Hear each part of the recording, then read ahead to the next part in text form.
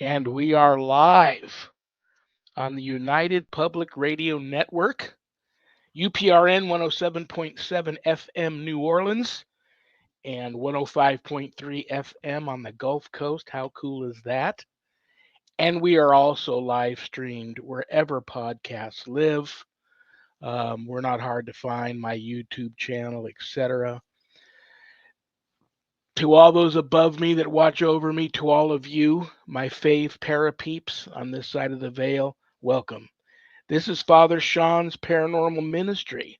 I'm your host, Father Shawn Whittington. I'm an ordained Catholic priest with the United States Old Catholic Church. I'm a fully professed brother and abbot for the Old Catholic Benedictines of Immaculate Mary. I'm a team member with Society of St. Benedict and co-founder of GhostBegone.biz. And yeah, I'm that guy on Eli Roth Presents the Legion of Exorcists, which premiered on Travel Channel and is still currently streaming everywhere if you haven't caught it. And on that note, I still want to thank everybody. I still every day get people that reach out to me that are just now discovering the show and have reached out to me with such wonderful support for that show. So God bless you. I do not know.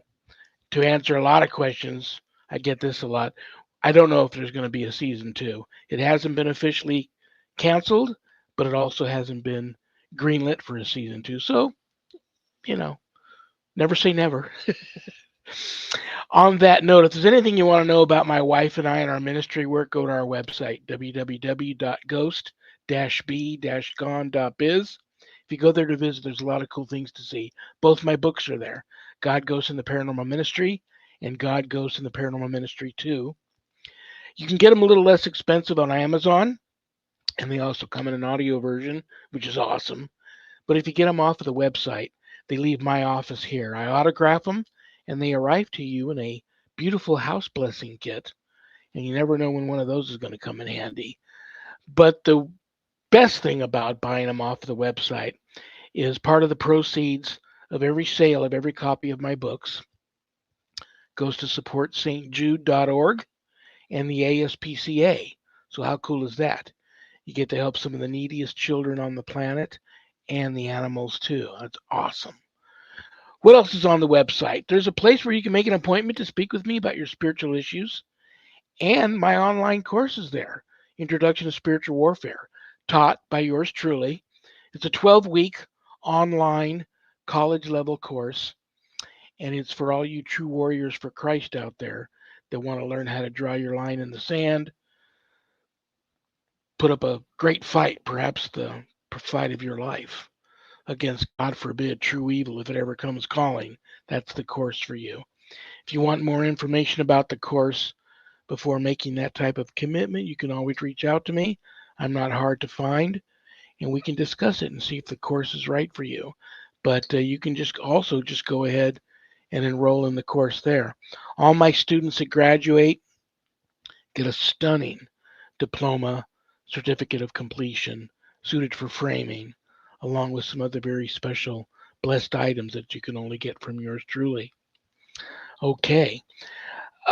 You guys are going to love my guest today, but you all already know who he is. That's why you tuned in. I love him. I respect him. I think he's super cool. And he just so happens to be, in my humble opinion, one of the most knowledgeable Bigfoot authorities out there. But first, another awesome thing about my show on Fridays is I've got a regular co host. And that's another reason why a lot of you tune in. So I will bring her out now. I've also known her forever, it seems. I love her and I respect her. She's a lifelong paranormal experiencer in her own right. She's the owner of Stellium Books. She's my publisher. Please give a big, warm paranormal ministry family welcome to the one and only Annette Munich. Hi, Father Shawn. Hi, everybody. Hello, New Orleans and Gulf Coast. And just really, really happy to be here. Excited about our guest, but also good news that my daughter's heart procedure went very well. She's doing good. She's feeling good. And we are very grateful and very, very grateful for all of our prayers, all of the people that prayed for us, all of the kindness that came our way. just been very spectacular. And we must already be psychically connected because that was the very first question I was going to ask you about your daughter, and I wanted you to share that with everybody. So you are blessed, your family's blessed, and I will pray that the blessings continue to come your way. That is great news. So, and I can see it on your face.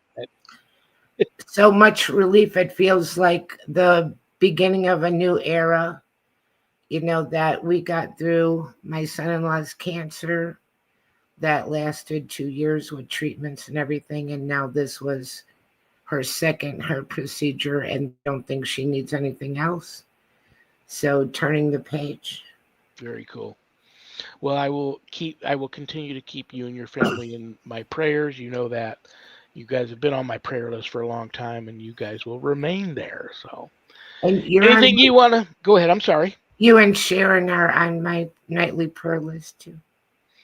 Is there anything you would like to share with all your fans and followers that tune in for you before we bring our very special guest out? I do not have any new announcements yet. Okay, well, on that note, like I said in my intro, he's quickly becoming a fan favorite here. I don't even know how many times we've had him on, a bunch. It's always a great time. In my humble opinion, in addition to having the greatest radio voice I've ever heard, so I always bug him about that he needs to get his own show. He is probably, in my humble opinion, one of the most knowledgeable Bigfoot authorities out there, and he's had many up close and personal encounters with this creature. And I'm going to go out. I'm just going to, for the record, and everybody already knows this, I'm a big believer in Bigfoot and Sasquatch. So, on that note, brothers and sisters, please give a big, warm Paranormal Ministry family welcome to Karl Sup. Hey, everybody. How are you, brother? Very good. Very good. Annette, I was so happy to see the news when you posted that on Facebook. So that was. Thank you. We appreciate that. It was really scary. Oh, yeah, absolutely. Yeah. I had an aortic valve replaced, 2018. So I completely get that. And mine wasn't anything to do with, an issue that came up. It was genetic, so had to get that replumbed. So yeah, I hear you, brother. I've been there, done that, battled that ugly disease for many years with my wife and other very close friends and family members. So yeah, you guys are all, and you already know this, Karl. You've been on my prayer list forever. So, and I always pray for you and your family. So, listen, we knew that we would talk about Sasquatch. Yep. And before I get to first of all, I'm going to give everybody an update on my retreat because last year I told everybody about what I felt was a sign from Bigfoot that they were there on my last retreat. And this year went back to the same place and had some weirdness happen. So I will share that. And then I had two very, really great interviews in private with a couple of Native Americans and their encounters with Bigfoot. And when I was having these interviews, of course, they don't want their identity out there and they don't want me to talk about where they are and what tribe they are and all that. That's just the way it is when you talk to a lot of Native Americans, and I get that. When I'm having these interviews, I was thinking about you and couldn't wait to share them with you.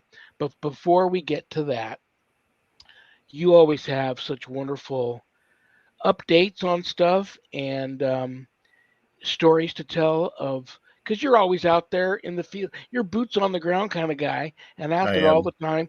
So anything you want to, any stories you want to tell or anything you want to share with the masses, the floor is yours, brother. All right. Yeah, no. So this past week I was in St. Louis for work, and I ended up getting out a few times, and even if it's not in the woods, it's just talking to regular folk, So I was in Alton, Illinois, and I stopped in an antique shop and started talking about Sasquatch, and they were like, oh, so and so's neighbor had a sighting over, and we're discussing that. But then two people that were in the store chimed in and actually said how they had seen a large Black Panther sized cat. And one of them actually, while they were driving, it actually jumped over their hood as they were driving. And of course, when she tells people that, she's, they always say, "Are you sure it wasn't a house cat?" And she was like, "No, it was huge."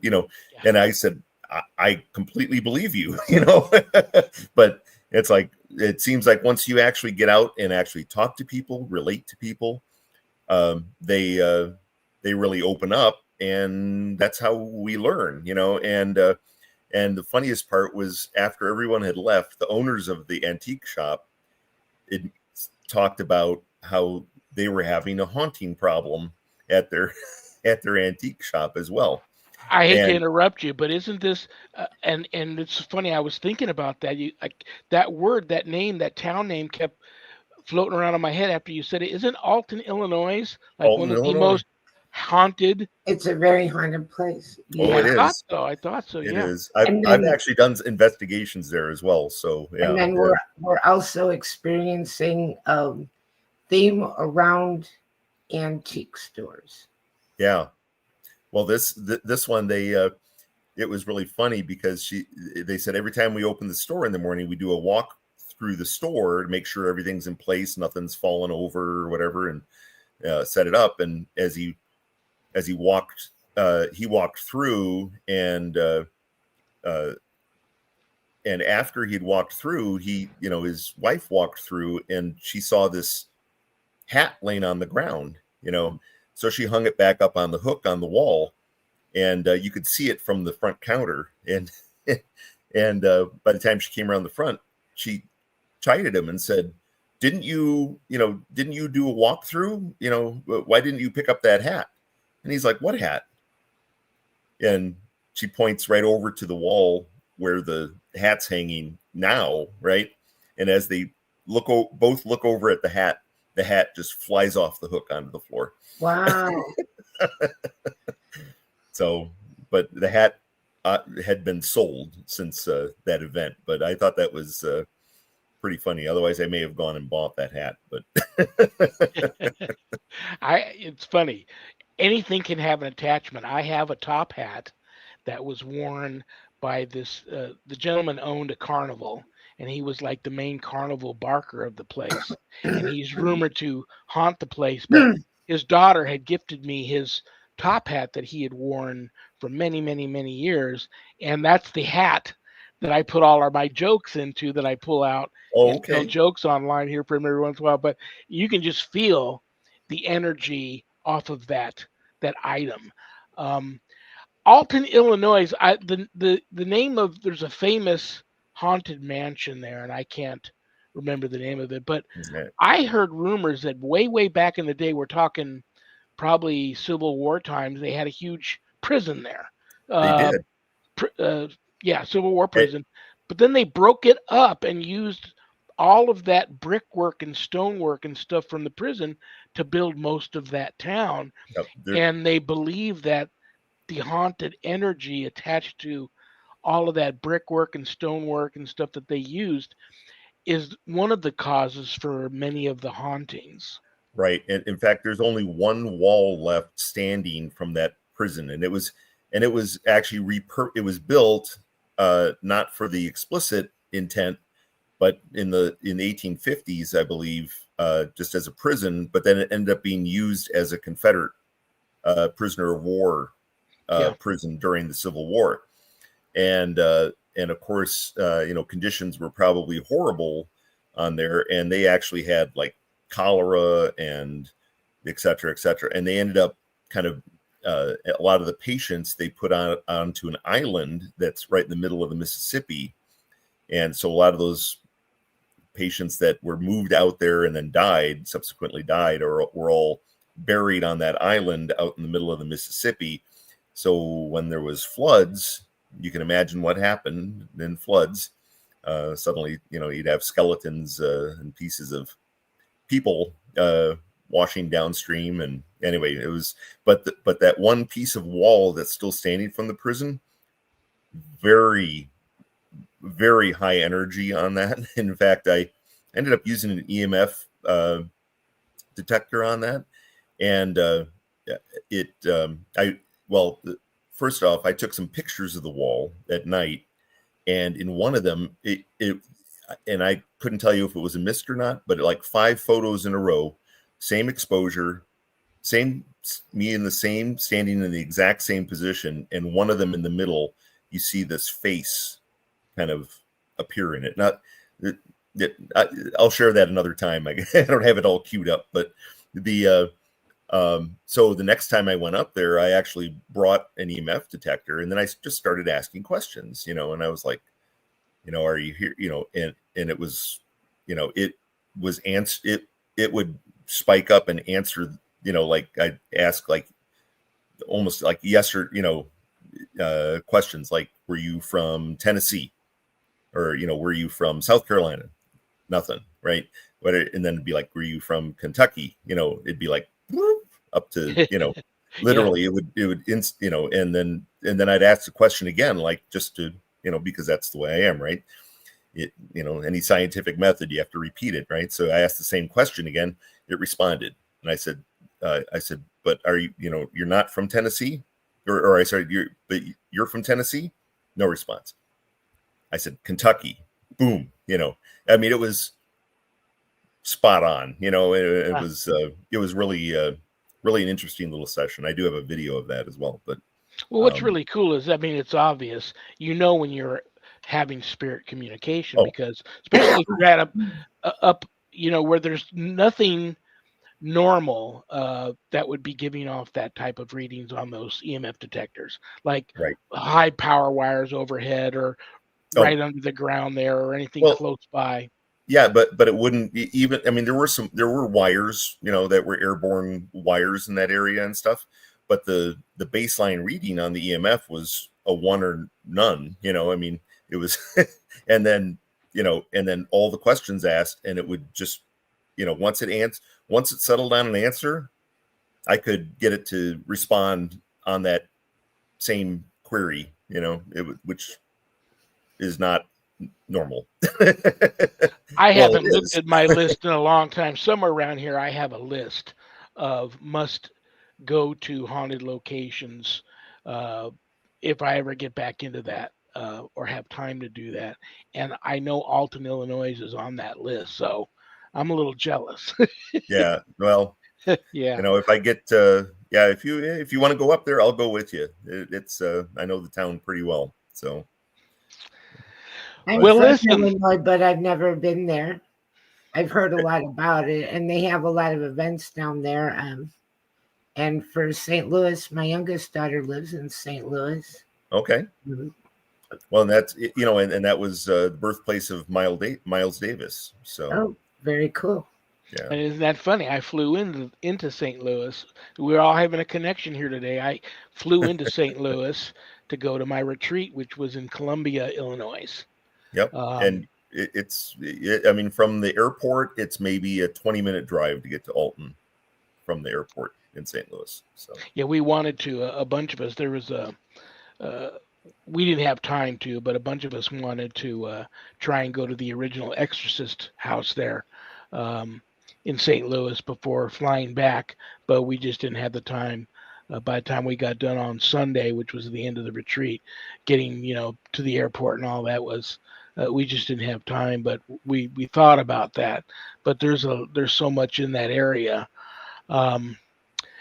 Let's talk about real Bigfoot versus TV Bigfoot. Yeah, TV Bigfoot falls quite short, and a lot of, especially like shows where there's I want to say just real this group is out in the woods looking for and like not mountain men, whatever, mountain monsters or whatever that show was, and it's over exaggerated. Plus, these guys are out there basically loaded for bear, and then it's like, oh, it's vicious, it's throwing rocks at me. Well, you know what? I'm sorry. If I came into your living room, Shawn, I'd be expected to get, to get rocks and sticks thrown at me. If I was coming in there with a 50 caliber, rifle, Sorry. Absolutely. I'm going to go on record and say I like the shows, but I go in totally different. If I'm free and I have the time and it's on, I already know going in, I'm not going to see Bigfoot. I know that. Right. But if there's always something about that show I like, and even like Finding Bigfoot. Everybody's always thinks it's funny when I say this, but my favorite part of the show were the town halls, because it's just like what you experienced when you went to Alton. It's all these people from an area that's a hot spot for Bigfoot sighting, and all these people, totally credible witnesses, different walks of life, first responders, teachers, young people, old people, they all come together in this town meeting, and they've all had, the one thing they all have in common is they've all had encounters. I always found that the best part of that show. And then Expedition Bigfoot, I simply just like the show because I respect that everybody on that show is the real deal. And I respect the fact that they really look like they're putting in the time to try and find this creature. I know they're not going to, but I respect what they're putting into, the effort they're putting into to try and find this. Actually, you make a great point. Expedition Bigfoot is probably the closest thing to how I operate in the woods, where, I am validating research. I'm collecting evidence. I'm,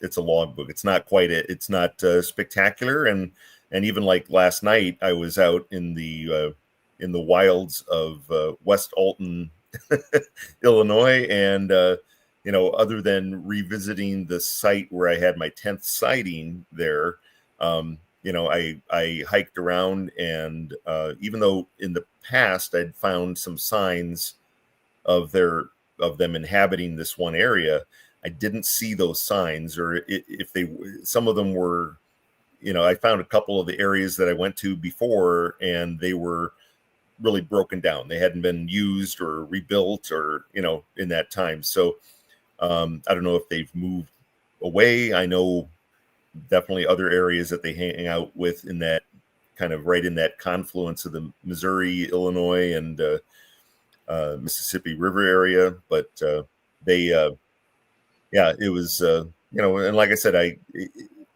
when I have sightings and stuff, it's only because I've done a lot of research in that area, and talked to people, listened to what they were saying, like you were saying, a town hall type of thing, and like I said, it's really important to have that, to active listen, right? Now, don't just shut it off and go, oh well, that couldn't be, and then your brain turns off and you discount that, right? Even if input was, if their input was $1 worth, and if you even get a nickel's worth of information out of that, it's worth it. Yeah. So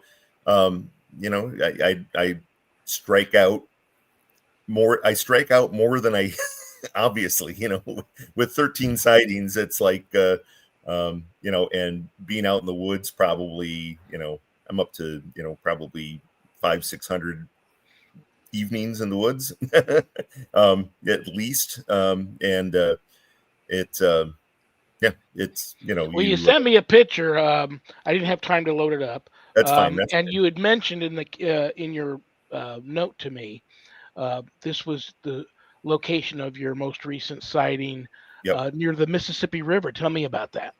Yeah. So it was my 10th sighting. The last sightings that I've had, the number 11, 12, and 13 were all in Arizona, but this one I had traveled this road, and it's actually the same road that or approximate trail that Lewis and Clark took back in 1803.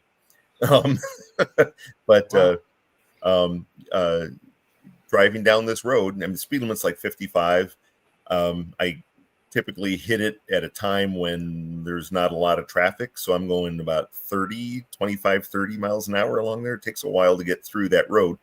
Brights on, driving, driving slow and just looking, hoping, I'm basically on my way back from Alton to, from my favorite Irish pub there, Morrison's Irish Pub. They're fantastic if you ever get there. And last night was Sea Shanty Sing Along. So it's just, anyway. But driving along there and, never probably drove that road probably, I don't know, 60 times, 70 times probably, with the hope this is an area I think that they will transit across. And sure enough, the one night I'm driving along and all of a sudden I see what looks like a tree standing on the side of the road to me. And it's it looked like it had moss on it, but its hair was like brownish, reddish brown, but with a lot of gray in it. But like I said, it looked like tree moss hanging off of a tree. Yeah. And it was right near the road, whatever. And I remember thinking, even when I saw it in the headlights initially, I thought, I don't remember a tree there, but it wasn't until I actually got a little closer and almost on it that it actually turned its head and looked straight into the headlamp, the brights of the car and the saucer eyes just, reflecting the brights of the headlights, but approximately 8 feet off the ground. Right. Wow. and you could see the motion as it turned its head and still going 30 miles an hour. It took, and by the time I reacted, I stopped probably 100, 150 feet, I don't know, 100 feet away from it, let's say. And I threw it in reverse and I backed it up. And of course, by the time I got there, the tree was gone. Yeah. When I went back, I revisited the site again because I hadn't been there in, probably 3 years. And, but was that still in Illinois? It is actually in Missouri. Just on the west side of the Mississippi. So if you went from this location and went straight across the river, you'd probably be near Grafton or the Pierre Marquette Preserve State Park on the other side.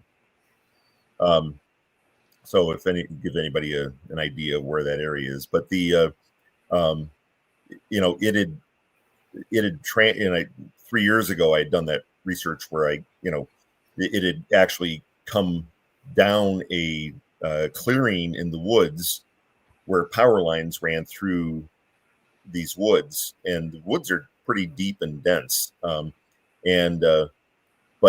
it was standing right in that area. So there was a power pole right there. Plus there was also a curve ahead sign that was mounted there. So, when I actually 3 years ago, when I went back to the location, I, looked at that sign. I measured the sign because the eyes were taller than that sign was. And that was within probably 5-6 feet of where the individual was standing. But I have to assume it was a male from the height because it was over 8 foot. So. Wow. Very interesting. And what would normally freak the normal person out that never sees these or never had an encounter, it's just like not a big deal to someone like you. No, it probably would even freak me out. But I'm going to go on record and say that I think a great show would be. I'm a spiritual kind of guy, and I think there's a lot of, I talk to a lot of Native Americans who've had encounters. I think a great show would be, and these Native Americans, when I talk to them about this, they go, you'll never get a show like that because Native Americans don't want to talk about this, or hunt something down that doesn't want to be hunted. It's kind of a mutual respect thing. But I would like to get, a half a dozen or so um, indigenous peoples together on a team to go out and take more of a spiritual approach. But in my That research, I find it's so interesting that I mean, right now there's probably at least 50 or more documented names of different tribes that they've given this creature, and they've recently found those paintings in those caves of Bigfoot that are like 1,000 years old.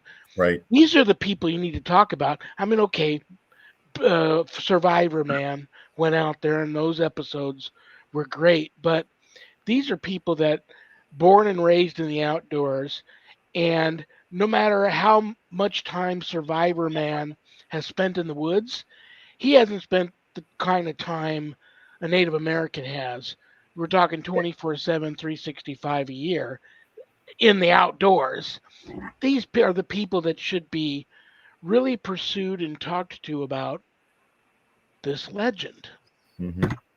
Well, it's interesting. So I have a lot of friends that are Navajo and Apache, and between between them, they both have names. I think the Navajo. Let me see. I wrote it down because Yeetso. I don't know if I'm saying that right, but um, that's their name for Bigfoots, and there and it kind of means like a child of the earth, or in their belief, which kind of overlays. Now, I haven't had that specific experience where I have researchers that I really respect that have photo evidence or things where, like, how could there be eye shine here, but I can see through that area, right? So, if they can, somehow cloak, right, where, but that fits in with the Navajo description of them, and the child of the earth is that they can, at any given time, they can fold themselves into the earth and make themselves disappear. And the Apache have a similar legend, but I can't remember the name that I was given because, of course, neither tribe really has a written language, so it's all verbal communicating. But I did remember talking to a woman who was actually the admissions officer for I won't name the college, but back east. And I was on a flight actually into JFK on Long Island, and she was going to do her connecting flight into New England, but she was Native American and from Idaho, and we talked.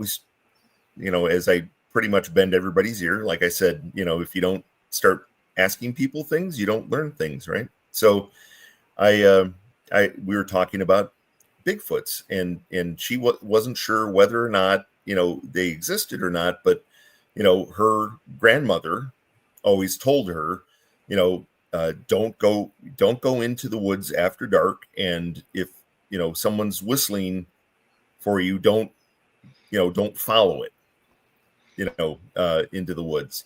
But she was allowed to play what they called the matchstick game, which there was a stump right on the edge of their property that the stump was right on the edge of the woods, the deep woods.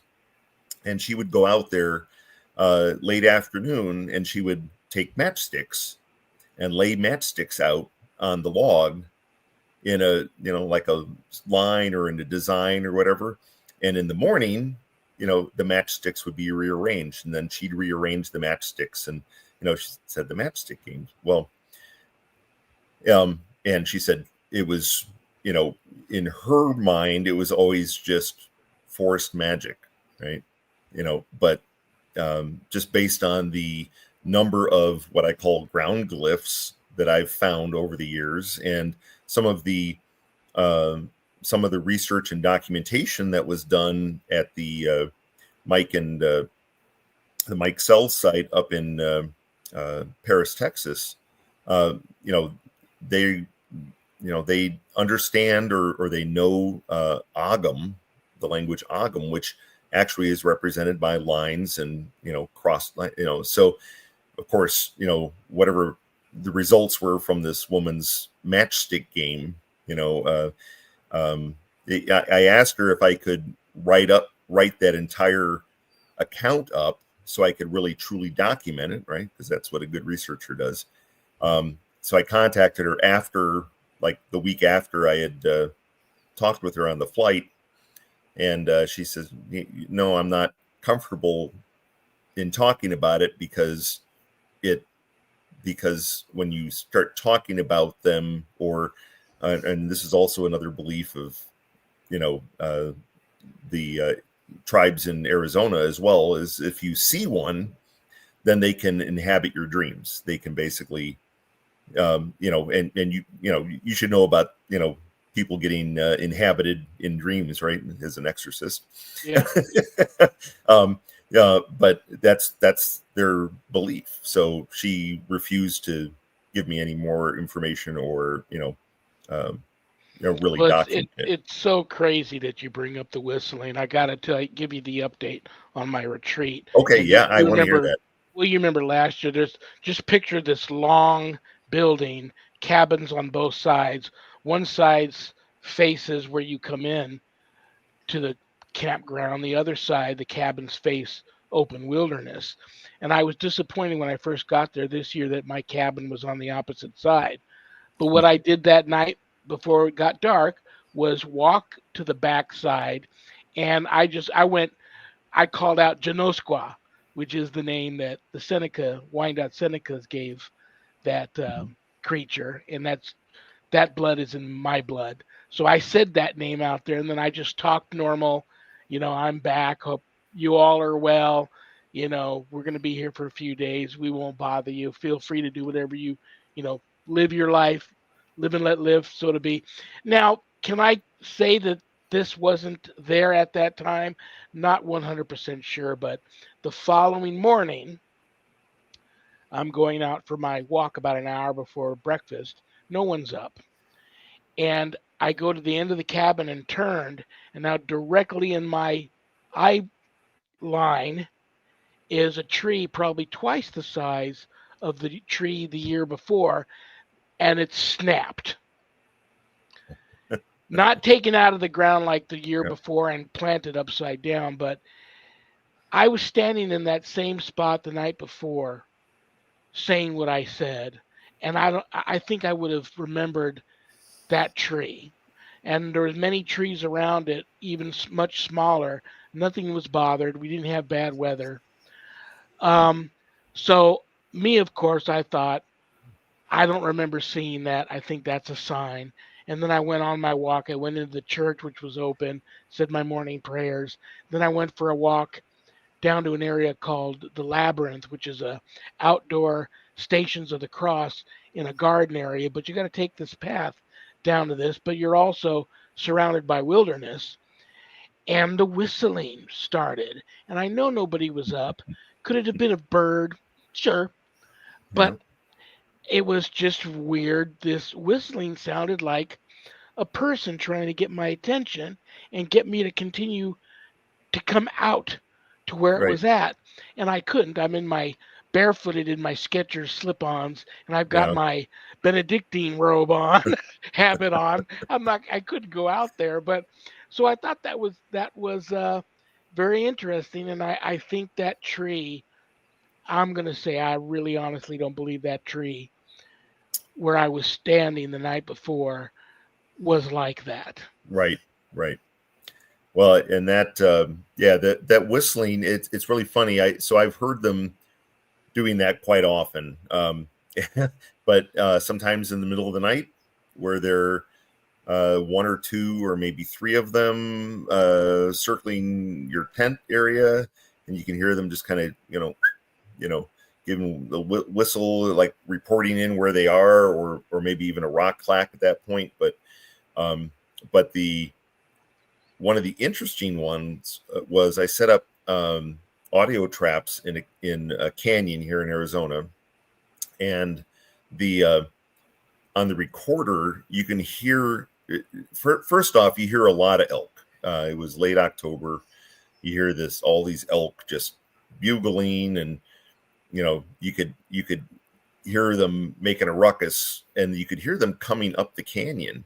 But since I had 3 audio traps up, I got it from kind of 3 perspectives, so I could actually kind of because I always write down, because I've got stereo microphone on it, so on each of those. So, and then when I hang them up, I log microphone direction, but even though they're omnidirectional, but still there's a certain strength to it, in the recording. So I knew exactly the directions and everything, but they were using whistles in order to position themselves, probably to hunt some of the elk. And this was like 2-3 in the morning. It's pitch black dark out there. But the funniest whistling thing was with my with a friend I go camping with often, who thought I was kind of nuts until I actually took him out there, and then he was like, "Oh my gosh," But he we came out, we took hiked all over the place, and then took a little nap in the afternoon, and then I came out of the tent. And the moment I came out of the tent, right, probably 150, 200 feet away, there's a whistle, and you could hear the wind blowing over lips. I mean, it was definitely, wasn't a bird, right? And I said, and I looked at him and I said, that's a Sasquatch. And he was like, really? And I said, yeah. I said, why don't you whistle back? So he whistles back, and he goes like that. And within 2 seconds, it whistles back, just imitating him. So then he goes, and it imitated him back. This went on for about 5 minutes. Wow. Until my friend got kind of get a little smart alecky and went, and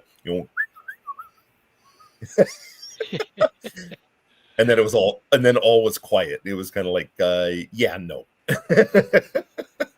we're not doing that. Well, I recently had, and I thought of you the whole time I was talking to these 2 gentlemen. I recently had 2 interviews, and I've tried so hard to get these 2 gentlemen. Annette would love these guys, and you would too. I would love to get them on at the same time you're on and have like a panel discussion, but you can't get these Native Americans to want to go on camera and talk about this stuff. But I know we don't have a whole lot of time left, so I'll just give you the gist of these 2 stories. Sure. They're both respected elders of their tribes, 2 separate tribes. One guy's back east, one guy's out here in the Mojave Desert. The one out here in the Mojave Desert, I've known him for a long time.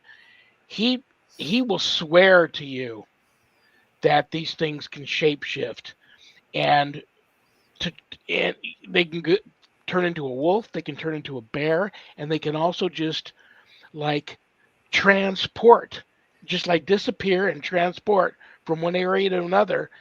He says they're flesh and blood, but they've got very strong supernatural powers, and that's what they believe. Now, the thing I found striking was he was the same guy that invited me to a sweat lodge ceremony, and then said the only people we didn't invite to attend was the Sasquatch. And I never forgot that. And when I brought that up to him, he said, well, that's funny you should ask. We have people in this tribe that will swear to you they've communicated. And I thought about our friend Sharon Day, who psychically communicates with them in the past. She refers to them as like autistic savants. Yeah. And he says the communication is very rudimentary, from them sticking their finger in the dirt and making signs to some kind of weird sign language thing that you don't really know what they're meaning. But they always just assume they're asking for some trade. They don't know what to trade with them. So they leave like food out for them. Mm-hmm. And that seems to be enough. But he swears, I have no reason to believe he's not lying to me. And this is on the reservation. So these things have been there for generations after generations. They don't feel threatened. Now, the other side of the United States, this other respected elder, he's been in this home on the far outskirts of his reservation for many, many generations. And he tells me stories of sitting on his back porch and droves of juveniles will come up. And he can see all, and it's at night. He can see all the eye shine. He watches them climb trees. He knows that the bigger ones out there are usually females watching over them, which I thought was interesting. I go, you don't think any males watch over him? He goes, no, I always feel it's the mothers and the females of these clans watching the younger ones. But they feel safe to come up to him, and he leaves toys out. He's still a believer in don't feed the bears type thing. But since it's juveniles, he leaves like stuffed animals, balls, action figures, dolls out there, and they're always gone the next day. So I just thought you would find that very interesting, but you can't get these Native Americans to want to Yeah. go on camera and be Well, interviewed. And yeah, I stock up at I won't say Dollar General, but probably like Dollar Tree uh, here before I get up to a campsite, especially here in Arizona. And I'll put out some stuffed animals or toy cars and stuff like that. And over time, they've all been taken. They've disappeared overnight. But the little stuffed animals seem to be the bigger hit. The Hot Wheels didn't move quite as fast as I thought they might, But I do leave apples out. I've left like pound cake. And it was kind of a test because I put the pound cake in tin foil, wrapped it up so it was completely sealed, right, to keep it nice and fresh and moist. I mean, it would dry out instantly here in Arizona. In the morning, I mean, and if it was a raccoon or something else that got into it, it would have just shredded the aluminum foil, and it would have been crumbs everywhere on the ground, or at least scraps of foil and whatever. No, the foil had been and the folds on the foil were underneath the pound cake. So something actually flipped the pound cake over, unfolded the tin foil, ate the pound cake, and then folded the tin foil back. So it was now a rectangle again, but flat, without but the apples are, and in exchange, there's always, and they know, especially when I go up on the Mogollon Rim here in Arizona, I know they've seen me going out and finding brachiopod fossils up there. And they'll leave brachiopod fossils for me. They'll either be on the table or maybe sitting on top of my car. And I don't think those brachiopod that died 120 million years ago got legs and,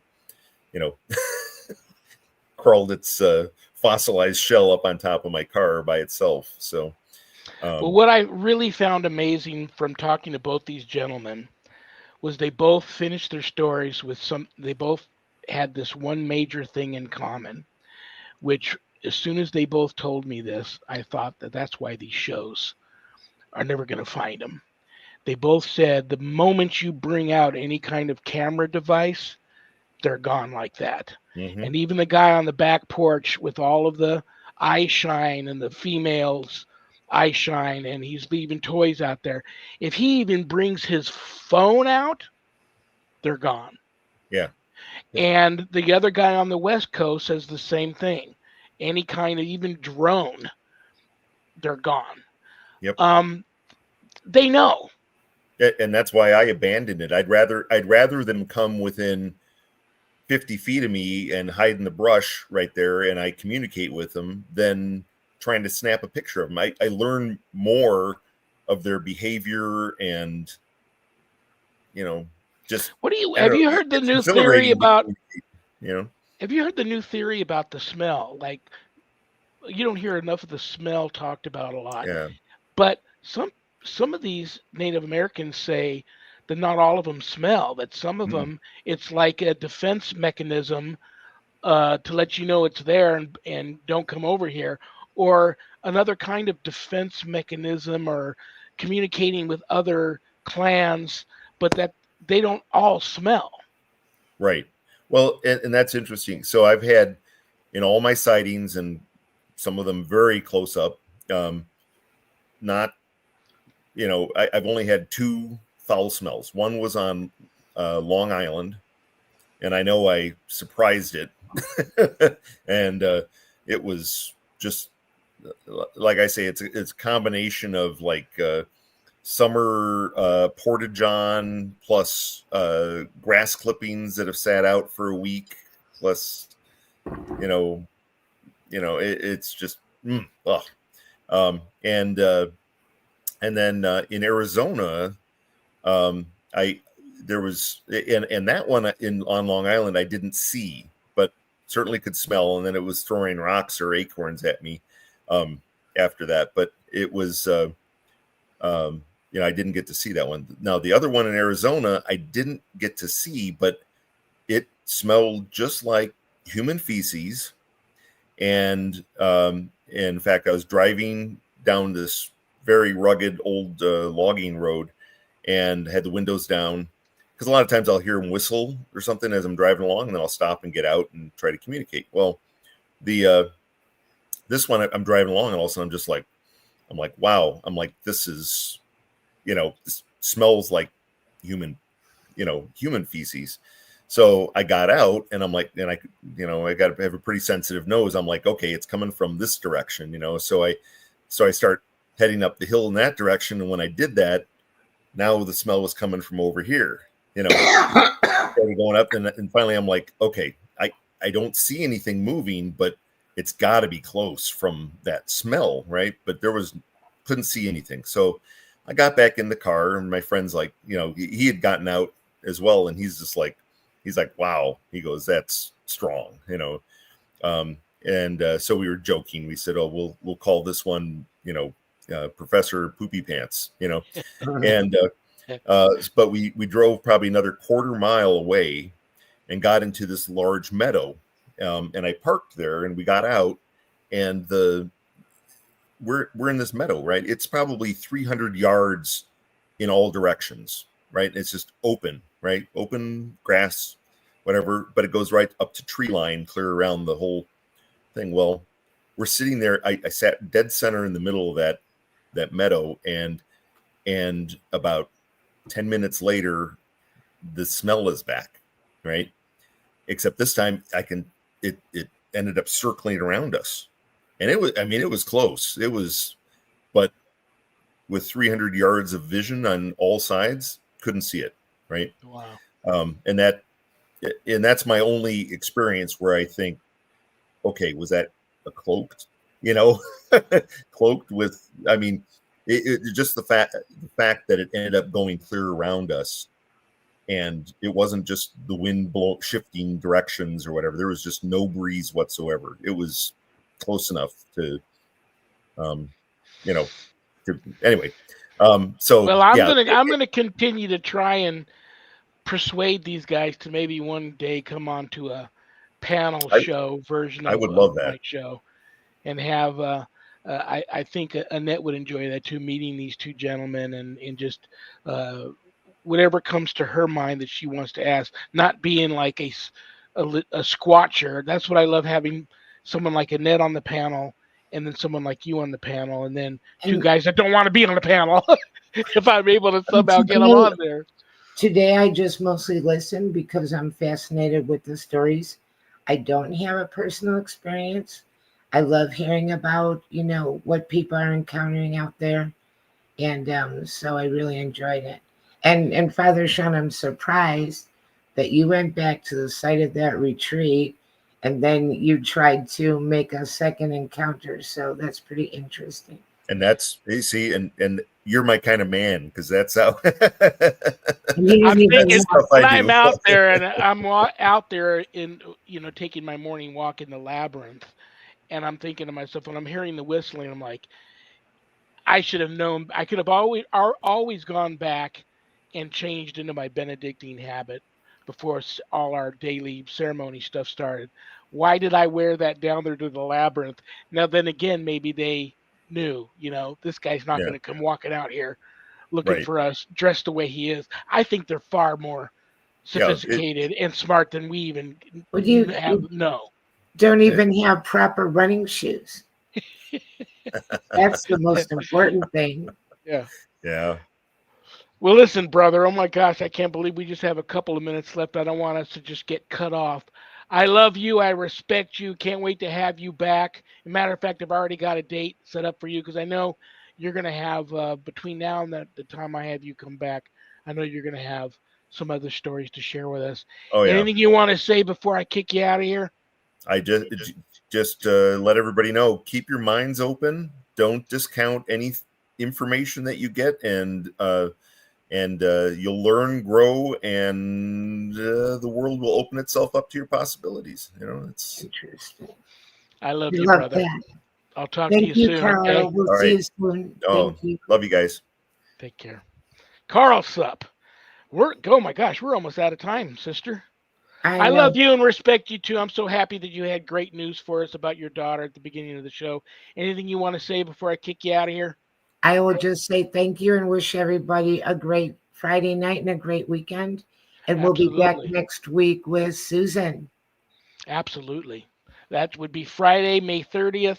Happy Medium Monthly with Susan Ahern. Right. Free live on air psychic readings. And she's in chat. So hi, Susan, and a little heart for you. Hi, Susan. She's in chat. All right, sister. Have a wonderful Memorial Day weekend. I'll talk to you next week. Thank you. You as well. See you later.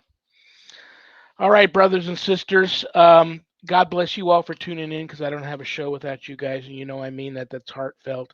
God bless United Public Radio Network, Michelle DeRoche, Joe Montado. Thank you for everything.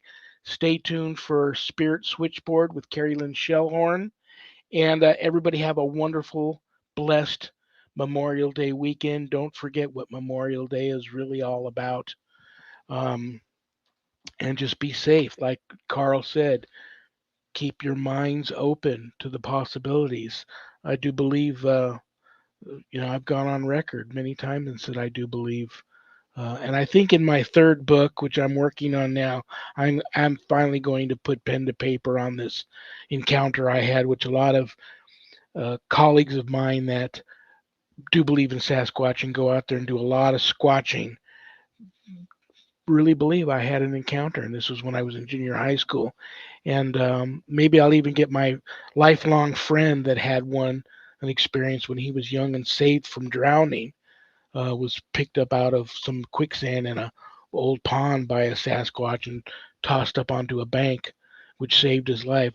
Try to get him on too. So anyway, happy Memorial Day. God bless you all.